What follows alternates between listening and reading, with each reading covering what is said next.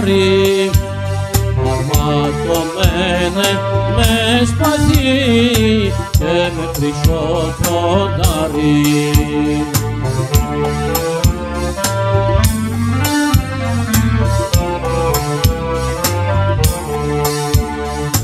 Άγγελος είσαι στη θωριά, Αγίος τη Θεότη, παρακαλώ σε βόηθα μας, Άγιε μου στρατιώτη.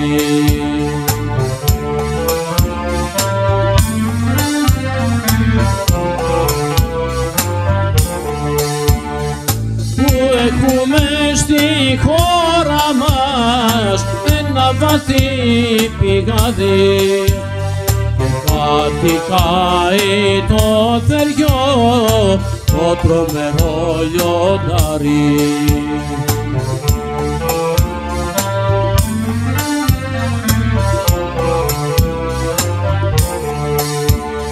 Στάλια νερό δεν έδινε τον κόσμο να δροσίσει, δεν τον επηγαίνανε άνθρωπο να διπλήσει.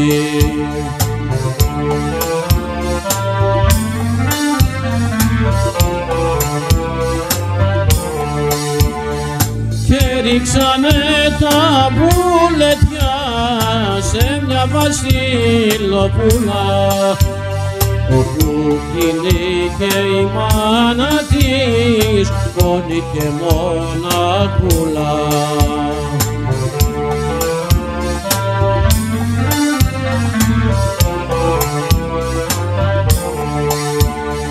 Πες μου να ζεις στρατιώτη μου, πώς λένε το όνομα σου, να σου χαρίσω κύρις μου, χάρισμα τσα παιδιά σου.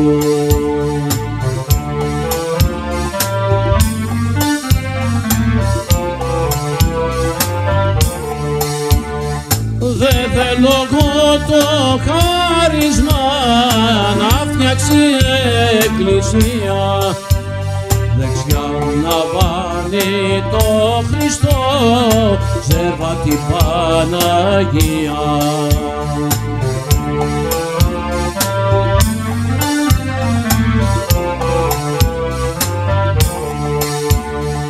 Και δεξιά της Παναγιάς βάνε ένα καβαλάρι, αρματωμένο με σπαθί και με χρυσό κοντάρι.